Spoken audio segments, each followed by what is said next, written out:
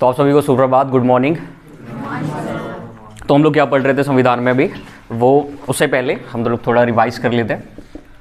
देखो, संविधान में हम पढ़ रहे थे इसकी संवैधानिक पृष्ठभूमि के बारे में।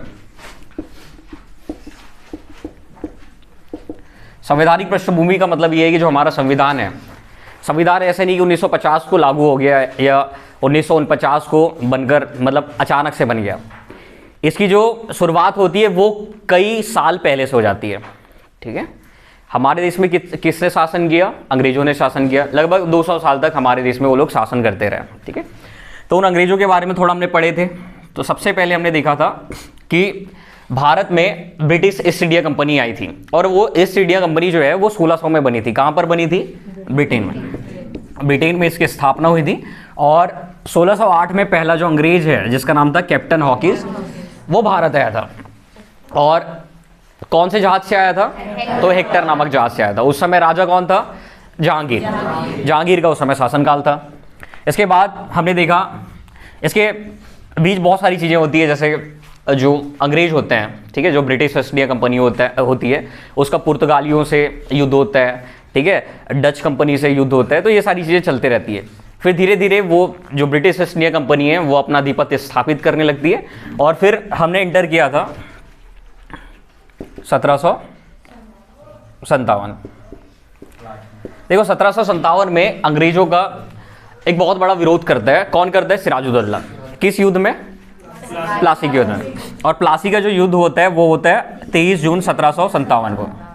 23 जून 1757 को प्लासी का युद्ध हुआ था। और किस किस के बीच हुआ था? सिराजुद्दौला और रॉबर्ट क्लाइव। मतलब अंग्रेजों का नेतृत्व तो कौन कर रहा था उस समय? रॉबर्ट क्लाइव कर रहा था। ये चीजें याद रखना है। इसके बाद जो नेक्स्ट अंग्रेजों का विरोध होता है वो होता है 1764 में। और इस युद्ध को किस युद्ध के नाम से जाना जाता है? बक्सर का युद्ध। बक्सर का युद्ध कब हुआ था? 22 अक्टूबर 1764 को हुआ था। किस किस के बीच हुआ था? अवध का नवाब शुजाउद्दौला, ठीक है, मीर कासिम और शाह आलम द्वितीय, ये एक साइड थे। और दूसरे ग्रुप में कौन था? अंग्रेज थे। और अंग्रेजों का नेतृत्व कौन कर रहा था? कैप्टन मुनरो, उनका हेक्टर मुनरो उनका क्या कर रहा था? नेतृत्व कर रहा था। ठीक है, इसके बाद जो कंपनी का आधिपत्य है भारत में वो बढ़ने लगते हैं। भारत में जो ब्रिटिश ईस्ट इंडिया कंपनी है बहुत ज़्यादा शक्तिशाली होने लगती है। और ब्रिटिश ईस्ट इंडिया कंपनी के जितने भी कर्मचारी थे वो यहाँ से रिश्वत लेने लगते हैं, ठीक है, उपहार स्वीकार करने लगते हैं और अपना निजी व्यापार करने लगते हैं। इससे क्या होता है? जो ब्रिटिश सरकार है उसको बहुत ज़्यादा लॉस होता है, बहुत ज़्यादा नुकसान होता है। तो ब्रिटिश सरकार चाहती है कि जो कंपनी है उसको नियंत्रित किया जाए, इसलिए एक एक्ट लाती है जिसका नाम है रेगुलेटिंग एक्ट। रेगुलेटिंग एक्ट को रेगुलेटिंग एक्ट क्यों कहते हैं? क्योंकि इसका काम था कंपनी के कार्यों को रेगुलेट करना। ठीक है, कंपनी के जो कर्मचारी थे वो अपने हिसाब से जीवन जी रहे थे कंपनी, और ब्रिटिश सरकार चाहती थी कि वो कैसे जिए? वो अच्छे से जिए, ठीक है, ताकि मतलब ब्रिटिश सरकार को भी थोड़ा रेवेन्यू प्राप्त हो, थोड़ा ज़्यादा पैसा हो। इसलिए हम देखते हैं कि एक एक्ट लाती है जिसका नाम है रेगुलेटिंग एक्ट। रेगुलेटिंग एक्ट कब आया था? 1773 में आया था। क्या क्या प्रावधान किए गए थे रेगुलेटिंग एक्ट के, तो वो देख लेते हैं। जैसे इसके माध्यम से सबसे पहली बात, एक उच्चतम न्यायालय की स्थापना हुई। उच्चतम न्यायालय की स्थापना उच्चतम न्यायालय की स्थापना होती है 1774 में। कहां पर बना उच्चतम न्यायालय? कलकत्ता में बना। और जब हाई कोर्ट सुप्रीम कोर्ट बनाएंगे, उच्चतम न्यायालय बनाएंगे, तो उसका कोई ना कोई जज बनाना पड़ेगा। जज का नाम क्या था? Sir Elijah Impey. और अकेला तो काम करेगा नहीं, उसके लिए 3 सहायक जजों की नियुक्ति की गई। क्या क्या नाम था उनका? चैम्बर्स, हाइड और लिमेंस्टर। चैम्बर्स, हाइड और लिमेंस्टर। इसके माध्यम से एक संस्था का निर्माण किया गया जिसका नाम था BOD। क्या नाम था? Board of director. ठीक है, और जो बंगाल का गवर्नर था उसका बना दिया गया बंगाल का गवर्नर जनरल। क्या नाम था उसका? क्या नाम था? Lord Warren Hastings. बैटिंग आएगा थोड़ी देर में, बैटिंग करने मिलेगी आप लोगों को। इसके बाद हम देखते हैं जो रेगुलेटिंग एक्ट की जितनी भी कमियां थी, ठीक है, उसको दूर करने के लिए एक एक्ट आता है जिसका नाम है एक्ट ऑफ सेटलमेंट। ठीक है, इसमें बताया गया कि गवर्नर जनरल की क्या पावर होगी, साथ ही साथ उच्चतम न्यायालय की क्या पावर होगी। ये किस एक्ट में बताया गया? 1781 के एक्ट ऑफ सेटलमेंट में बताया गया। ठीक है, इसके बाद नेक्स्ट पिट्स इंडिया एक्ट। अभी क्या जो कंपनी है, कंपनी एक्चुअल में क्या करने आई थी? व्यापार करने। उसको भारत के मुद्दों से कोई मतलब नहीं था, भारत में क्या चल रहा है क्या हो रहा है कोई मतलब नहीं था, बस उसको किससे मतलब था, व्यापार करने से। पर धीरे धीरे जो ब्रिटिश ईस्ट इंडिया कंपनी है यहाँ के राजनीतिक मुद्दों को भी देखने लगती है, ठीक है, यहाँ का जो भी राजनीति रहती है उसमें इन्वॉल्व होने लगती है, हस्तक्षेप करने लगती है। तो अब क्या था, ब्रिटिश सरकार को इनके कार्यों को भी नियंत्रित करना था। देखो सबसे ऊपर कौन है अभी, ब्रिटिश ईस्ट इंडिया कंपनी व्यापारिक मामले में, और ब्रिटिश ईस्ट इंडिया कंपनी के ऊपर कौन है, ब्रिटिश संसद। तो जब भी कुछ गलत होगा, जब भी ये गलत करेगी ब्रिटिश ईस्ट इंडिया कंपनी, तो उसकी देखरेख कौन करेगी, ब्रिटिश सरकार करेगी। शुरू में क्या था, ये लोग व्यापार करने आए थे और व्यापार में धांधली कर रहे थे, ठीक है, तो कौन सा एक्ट लाया, ब्रिटिशों ने रेगुलेटिंग एक्ट लाया। अब क्या हो रहा है, जो कंपनी है वो यहाँ के राजनीतिक मामलों को भी देख रही है, अब उसके राजनीतिक मामलों को भी नियंत्रित करना है, इसलिए एक नई संस्था का निर्माण किया गया जिसका नाम था, देखो COD, BOC, एक minute, BOC, board of control की फिर स्थापना होती है। स्टार्टिंग में कौन सी आई थी संस्था, BODI, और ये BOC। अब दो संस्था बन गई है, BOC और BOD। फिर उसके बाद हमने देखा चार्टर एक्ट आना चालू होते हैं। चार्टर का मतलब क्या होता, अधिकार पत्र, ठीक है, अधिकार पत्र मतलब जो ब्रिटिश महारानी है वो क्या करेगी, अधिकार पत्र देगी, ठीक है, अधिकार पत्र देगी कि जाओ और जाके व्यापार करो, जाओ सिमरन जी ले अपनी जिंदगी, तो जा ब्रिटिश ईस्ट इंडिया कंपनी कर ले व्यापार, वही वाली बात है। तो अब क्या होगा, ब्रिटिश ईस्ट इंडिया कंपनी इन चार्टरों के माध्यम से यहाँ पर बिजनेस करेगी, और ये चार्टर कितने कितने साल में आए, 20-20 साल में। इसमें क्या प्रावधान किया गया कि जो मतलब BOC होगा, बोर्ड ऑफ कंट्रोलर होगा, उसके जो कर्मचारी होंगे उनका जो भी राजस्व होगा, जो भी पैसा होगा वो कहाँ से मिलेगा, भारत के राजस्व से मिलेगा। उसके बाद जो नेक्स्ट एक्ट है इसमें 20 साल जोड़ दो, कितना होगा, 1813।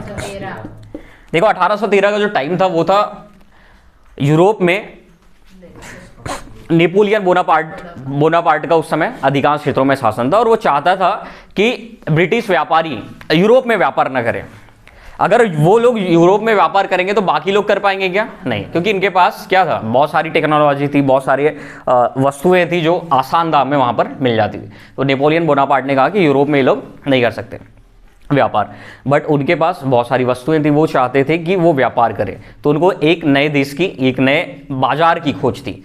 तो उन्होंने सोचा कि पूर्वी देशों में जाके व्यापार करेंगे, पर पूर्वी देशों में कौन व्यापार कर रहा था, ब्रिटिश ईस्ट इंडिया कंपनी कर रही थी, और वहाँ के व्यापारी कहते हैं कि हम भी जाके व्यापार करेंगे। तो इसमें ब्रिटिश सरकार ने एक प्रावधान की कि जो ब्रिटिश ईस्ट इंडिया कंपनी का जितना भी एकाधिकार था पूर्वी देशों के साथ उसको समाप्त कर दिया गया, सिर्फ चाय और चीन के साथ एकाधिकार को बरकरार रखा गया। इसके बाद 1833 का एक्ट आता है, और इसमें जो भी था मतलब जितना भी बचा हुआ था एकाधिकार उसको समाप्त कर दिया गया। अब कोई भी ब्रिटिश नागरिक भारत में या फिर पूर्वी देशों में आकर के व्यापार कर सकता था। और क्या किया गया 1833 में, जो बंगाल का गवर्नर जनरल था उसको बना दिया गया भारत का गवर्नर जनरल, और उसका नाम क्या था, लॉर्ड विलियम बेंटिंग था, ठीक है। उसके बाद कौन सा एक्ट आता है, 1853 का एक्ट आता है, और ये जो था ये अंतिम चार्टर एक्ट था। इसके माध्यम से कहा गया कि जो भी एग्जाम होगी ना, पहले क्या होता था कि नॉमिनेट कर दिया जाता था, किसी जमींदार ने बोला कि इसको नौकरी में रख लो तो रख लिया, ठीक है, ब्रिटिश सरकार ने बोली इसको नौकरी में रख लो तो रख लिया। अभी क्या होगा, जितने भी पद होंगे ना उनको कैसे भरा जाएगा, एक कॉम्पिटिटिव एग्जाम के माध्यम से भरा जाएगा। किस एक्ट में कहा गया, 1853 के एक्ट में कहा गया, 1853 के चार्टर एक्ट में कहा गया। यहां से देखो कंटिन्यूस क्या आ रहे हैं, चार्टर आ रहे हैं। पहला चार्टर कब आया था, 1793। वैसे अगर आपसे कोई पूछे कि चार्टर का मतलब क्या होता है, तो चार्टर का मतलब क्या होता है, अधिकार पत्र, ठीक है। तो इधर अगर आते बिना अधिकार पत्र के तो कोई भी मारता, ठीक है, स्टार्टिंग में तो पावर है नहीं इनके पास, बंदूकें है नहीं है, ठीक है, हथियार है नहीं है, कोई मार देगा ना। बट वो क्या लेके आते थे, अधिकार पत्र लेके आते थे, ताकि एक सिक्योरिटी बनी रहे उनके लिए, ठीक है। उसके बाद 1857 की महान क्रांति होती है। 1857 की क्रांति के बारे में आपने पढ़ा होगा कि चर्बी लगे जो कारतूस है वहाँ से वो स्टार्ट होती है, मतलब मंगल पांडे इसको स्टार्ट करते हैं, और धीरे धीरे क्या होता है, ये एक बड़ा विकराल रूप ले लेती है 1857 की क्रांति, और फिर एंड में क्या होता है, जो ब्रिटिश ईस्ट इंडिया कंपनी है उसको खत्म कर देती है 1857 की क्रांति को। 1857 की क्रांति को पहला स्वाधीनता संग्राम किसने कहा है, वीर दामोदर सावरकर ने इसको कहा है। इसके बाद अब अंग्रेजों को फील होने लगता है कि अगर हिंदुओं को नहीं, हिंदुस्तानियों को अगर हम अपने पक्ष में नहीं रखेंगे तो कभी भी विद्रोह हो सकता है, ठीक है। इसलिए फिर एक एक्ट आता है जिसका नाम है 1861 का भारत परिषद अधिनियम। इसके माध्यम से बनारस के राजा, पटियाला के महाराजा और सर दिनकर राव को वायसराय की जो परिषद रहती है उसमें शामिल कर दिया जाता है, मनोनीत किया जाता है, ठीक है। फिर कौन सा एक्ट आता है? 1873। 1873 के एक्ट में कहा गया कि जो कंपनी है ना, कंपनी को कभी भी भंग किया जा सकता है। और फिर हम देखते हैं 1 जनवरी 1884 को कंपनी को भंग कर दिया गया। फिर जो नेक्स्ट एक्ट आता है वो था 1876 का एक्ट। 1876 का जो अधिनियम है, इसमें महारानी विक्टोरिया को भारत की साम्राज्ञी घोषित किया जाता है। फिर कौन सा एक्ट आता है? इसके बाद कौन सा एक्ट पढ़े थे? 1892। 1892 में कुछ याद नहीं रखना है, देखो इसमें याद रखना है कि अप्रत्यक्ष निर्वाचन की शुरुआत होती है, ठीक है। बस इतना ही पढ़े थे इसमें कि और कुछ पढ़े थे? देखो अब आएंगे 1905 में, और 1905 में होता बंगाल का विभाजन हुआ था। 1906 में क्या हुआ था? मुस्लिम लीग की स्थापना हुई थी, ठीक है। उसके बाद 1909 का अधिनियम। 1909 के अधिनियम को किस नाम से जाना जाता है? मार्लियामेंटो सुधार। मुख्य प्रावधान क्या था मार्लियामेंटो सुधार का? सांप्रदायिक निर्वाचन की शुरुआत होती है, मतलब मुस्लिम लोग मुस्लिम लोगों को चुनेंगे, हिंदू लोग हिंदू लोगों को चुनेंगे। यहीं से सांप्रदायिक चुनाव की शुरुआत होती है। मार्ले कौन थे? तो भारत के सचिव थे। मिंटो कौन थे? भारत के वायसराय थे। लॉर्ड मिंटो को और किस नाम से जाना जाता है? सांप्रदायिकता के जनक के नाम से भी जाना जाता है, ठीक है। उसके बाद जो नेक्स्ट एक्ट आता है, कब आता है? 1919 में। 1919 के एक्ट को किस नाम से जाना जाता है? मॉन्टेग्यू चेम्सफोर्ड सुधार। मॉन्टेग्यू कौन थे? भारत के सचिव थे। और चेम्सफोर्ड कौन थे? वायसराय थे, ठीक है। क्या हुआ था 1919 के अधिनियम में? एक दो चीज बताओ। इसमें क्या हुआ? केंद्रीय और प्रांतीय विषयों को अलग किया गया, और प्रांतीय विषयों को फिर विभाजित किया गया, आरक्षित विषय और हस्तांतरित विषय में। आरक्षित विषय बहुत ज्यादा इंपॉर्टेंट होते थे, मतलब पैसा वगैरह मिलता था, जैसे सिंचाई, वित्त वगैरह जो मामले हो किसमें थे? आरक्षित में थे। और हस्तांतरित वाले जो मामले थे वो किसमें थे? हस्तांतरित में कौन से मामले थे? चिकित्सा हो गया, ठीक है, पुस्तकालय, शिक्षा, जिनसे ब्रिटिश गवर्नमेंट को ज्यादा प्रॉफिट नहीं था। उसके बाद डायरकी शासन भी इसको कहा जाता है। क्यों डायरकी शासन? क्योंकि प्रांतीय विषयों को दो भागों में विभाजित किया गया।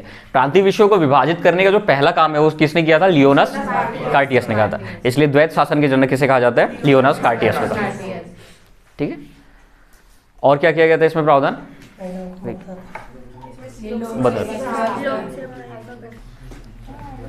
देखो हमारा जो नेक्स्ट अधिनियम है वो है 1935 का भारत शासन अधिनियम, ठीक है। इसको समझते हैं। वैसे ये बहुत जरूरी था, ठीक है। स्टार्टिंग में हमने पहले पढ़े 1919 का मॉन्टेग्यू चेम्सफोर्ड सुधार।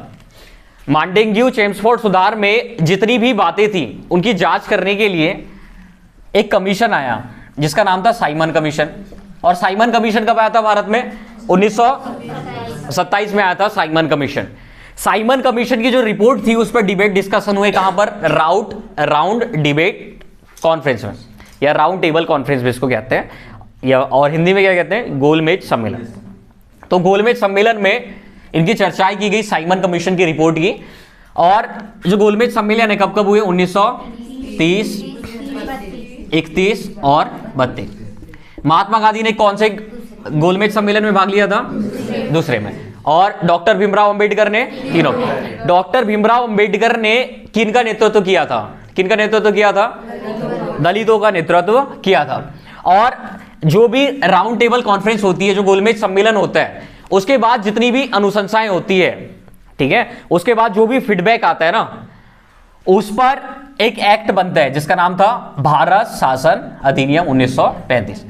भारत शासन अधिनियम 1935 की स्थापना हुई है। समझ आ रही हिस्ट्री, ठीक है।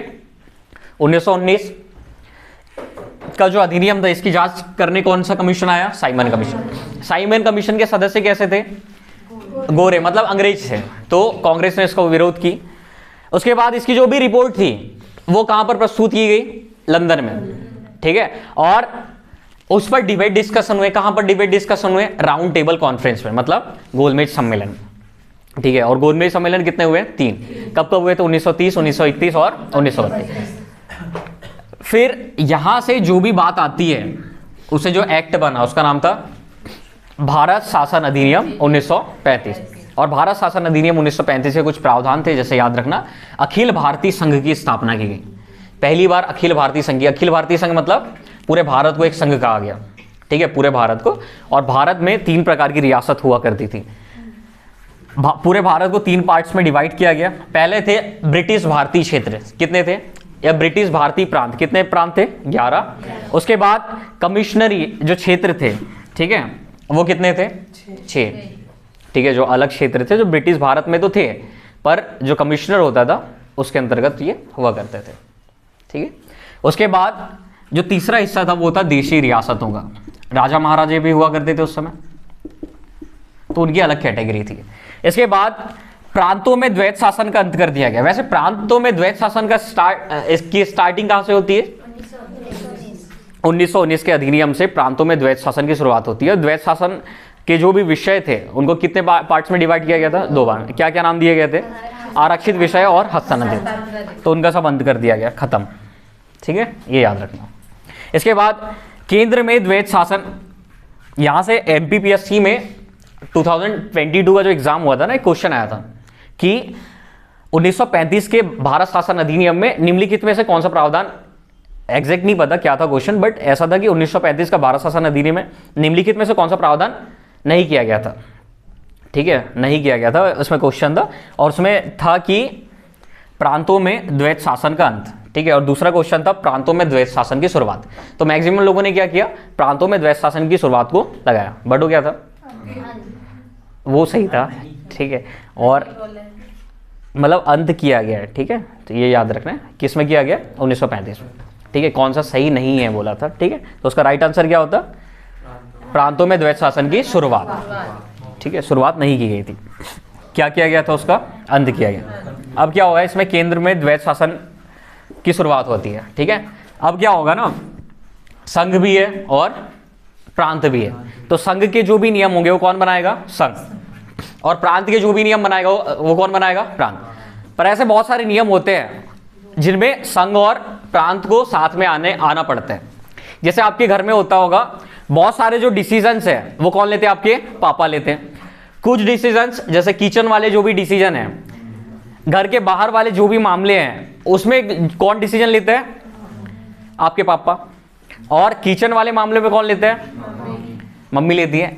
बट कुछ ऐसे मुद्दे होते हैं, जैसे मान लो टीवी खरीदना है, तो दोनों डिबेट डिस्कशन करेंगे ना, दोनों चर्चाएं करेंगे कि अच्छा टीवी ऐसे होना चाहिए, ऐसे होना चाहिए, कुछ भी खरीदना है घर के लिए तो दोनों बात करेंगे, करते हैं। वैसे ही इसमें कहा गया कि जो संघ है ना, उसके जितने भी विषय हैं, जितने भी बड़े मामले हैं, उन मामलों के जो नियम है वो कौन बनाएगा, संघ बनाएगा। प्रांत प्रांतीय विषयों को देखेगा और संवर्ती मतलब दोनों मिल करके, ठीक है। जैसे विदेश वाला जो भी मामला है वो कौन देखता है, अभी विदेश वाले मामलों के लिए प्रधानमंत्री जाते हैं या मुख्यमंत्री जाते हैं, कौन जाते हैं, मतलब विदेश मंत्री, या फिर कह सकते हैं कि जो केंद्र सरकार है, केंद्र सरकार देखती है विदेश वाले मामलों को। अभी भी यही होता है ना कि शिवराज सिंह चौहान जाते हैं या नरेंद्र मोदी, कौन देखते हैं, मतलब केंद्र सरकार देखती है ना, तो विदेश वाले मामले को केंद्र सरकार देखती है। उसके बाद मध्य प्रदेश की कोई करेंसी है क्या, कि राजस्थान की कोई करेंसी है, सिक्का सिर्फ मध्य प्रदेश में ही चलता है क्या, नहीं। वो 10 का नोट मध्य प्रदेश में भी चलेगा, वही 10 का नोट अरुणाचल प्रदेश में भी चलेगा, समझ आ रहा है। तो मुद्रा संबंधी जो भी नियम है वो कौन देखता है, केंद्र सरकार मतलब संघ, ठीक है। उसके बाद विदेश मामले संघ।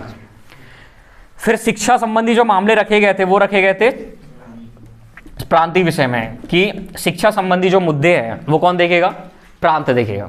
उसके बाद पुलिस भी प्रांतीय विषयों में इसमें रखा गया था, फिर बाद में इसको चेंज कर दिया गया शिक्षा को, वो हम देखेंगे, बात की बात है। उसके बाद संवर्ती विषय में जैसे तलाक, विवाह, ये सब जो मुद्दे हैं वो किस में रखे गए, संवर्ती सूची में। तलाक को हिंदी में क्या कहते हैं, विवाह विच्छेद, ठीक है। तो ये सब मुद्दे किस में रखे गए, संवर्ती सूची में। इसके बाद संघीय न्यायालय की स्थापना की गई, ठीक है, जो पूरे भारत के मामलों को देख सके, ठीक है। और फिर जो भारत परिषद है उसका अंत कर दिया गया, भारत परिषद खत्म। इसके बाद आरबीआई की स्थापना, आरबीआई की स्थापना कब हुई थी, 1 अप्रैल 1935 को आरबीआई की स्थापना हुई थी। कहां पर हुई थी, कलकत्ता में। अगर अगर आपसे पूछा जाए कि पहले गवर्नर कौन थे, तो कौन थे? Osborne Smith. और अगर आपसे पूछा जाए कि आरबीआई के पहले भारतीय गवर्नर कौन थे, तो कौन थे? सीडी देशमुख। ठीक है, याद रखना कौन थे, ये भी याद रखना। कौन है? शक्तिकांत दास। ठीक है, इसके बाद मताधिकार का विस्तार किया गया। अब जो मजदूर है, मजदूर भी वोट दे सकते हैं, महिलाएं वोट दे सकती है। ये सब प्रावधान किसमें किए गए? 1935 के भारत शासन अधिनियम में। इसके बाद बर्मा को अलग कर दिया गया, और कब हुआ? 1937 में ये अलग होता है। और याद रखना 1935 का जो भारत शासन अधिनियम है, इसकी कोई प्रस्तावना नहीं दी गई। ठीक है, संविधान की कोई प्रस्तावना नहीं दी गई, याद रहेगा, बहुत इंपॉर्टेंट है इसको। मतलब जब भारत का संविधान बना ना, तो भारत के संविधान को 1935 के भारत शासन अधिनियम की कॉपी कहा जाता है। समझ आ रहा है? कुछ लोग तो कहते हैं कि जो संविधान है, संविधान जब बन रहा था तो 1935 के भारत शासन अधिनियम को जैसा कहता है ऐसा भारत का संविधान बना दिया गया। वैसे हुआ नहीं है ऐसा, बट लोग कहते हैं। ठीक है, तो बहुत इंपॉर्टेंट है, याद रखना। विवेक, देखो हम लोगों ने पढ़ा 1935 का भारत शासन अधिनियम। एक बार जितने भी हमने अभी तक चीजें पढ़ी हैं उसको रिवाइज कर लेते हैं। स्टार्टिंग में हमने देखा 1600 ईस्वी में ब्रिटिश ईस्ट इंडिया कंपनी की स्थापना हुई थी। कहां पर हुई थी? ब्रिटेन में हुई थी। इसके बाद 1608 में पहला ब्रिटिश जो है वो भारत आया था। क्या नाम था उसका? Captain Hawkins. और किस जहाज से आया था? हेक्टर नामक जहाज से आया था। 1757 में प्लासी का युद्ध होता है सिराजुद्दौला और रॉबर्ट क्लाइव के बीच। इसके बाद 1764 में युद्ध होता है शुजाउद्दौला, शाह आलम द्वितीय, मीर कासिम और किसके बीच? हेक्टर मुनरो के। 1773 में पहला रेगुलेटिंग एक्ट आता है, और 1774 में क्या होता है? उच्चतम न्यायालय की स्थापना कलकत्ता में की जाती है। 1781 का जो एक्ट है उसको एक्ट ऑफ सेटलमेंट के नाम से जाना जाता है। 1784 का जो एक्ट था, इसमें पिट्स इंडिया एक्ट इसे कहा जाता है। इसमें एक नई संस्था का निर्माण किया गया जिसका नाम था बीओसी। ठीक है, 1793 का जो एक्ट है इसमें कहा गया कि जो बीओसी के जितना भी पैसा है वो कहां से जाएगा? भारत के राजस्व से। ठीक है, ब्रिटेन के जो भी बीओसी वाले हैं उनको। उसके बाद 1813 का जो एक्ट है इसको कहा जाता है, क्या कहा जाता है इसे? मतलब भारत शासन अधिनियम था या फिर चार्टर अधिनियम था। ठीक है, चार्टर एक्ट था, 1813 का चार्टर एक्ट। और इसमें कहा गया कि जो चाय और चीनी के एकाधिकार ब्रिटिश ईस्ट इंडिया कंपनी के पास रहेंगे, बाकी सब एकाधिकार समाप्त हो जाएंगे। इसके बाद 1837 का चार्टर एक्ट आता है जिसमें पूरे एकाधिकार समाप्त कर दिए गए। 1853 का एक्ट, इसमें क्या किया गया? इसमें कहा गया कि एग्जाम होगी, मतलब कंपनी में जो भी पद होंगे उसके लिए 1857 की क्रांति होती है। 1857 में आता है भारत शासन अधिनियम। पहला भारत शासन अधिनियम कब आया था? 1858। 1861 के अधिनियम में कहा गया कि बनारस के राजा, पटियाला के महाराजा और सर दिनकर राव को वायसराय की परिषद में मनोनीत किया गया। ठीक है, 1873 का एक इसमें कहा गया कि जो ब्रिटिश ईस्ट इंडिया कंपनी उसको कभी भी समाप्त कर दिया जा सकता है, और 1884 में उसको समाप्त कर दिया गया। 1876 का अधिनियम, इसमें जो महारानी विक्टोरिया है उसको भारत की साम्राज्ञी घोषित किया गया। 1905 में क्या हुआ? बंगाल का विभाजन। 1906 में मुस्लिम लीग की स्थापना। 1909 को पार्लियामेंटो सुधार, सांप्रदायिक निर्वाचन की शुरुआत, मॉन्टेग्यू ट्रांसपोर्ट सुधार, इसमें सांप्रदायिकता का विस्तार किया गया। 1927 का अधिनियम, इसे साइमन कमीशन के नाम से जाना जाता है। 1930, 31, 32 में गोलमेज सम्मेलन। 1935 में क्या हुआ था? भारत शासन अधिनियम 1935। और भारत के संविधान को क्या कहा जाता है? क्या कहा जाता है भारत के संविधान को? 1935 के अधिनियम की कार्बन कॉपी भी कहा जाता है, याद रखना।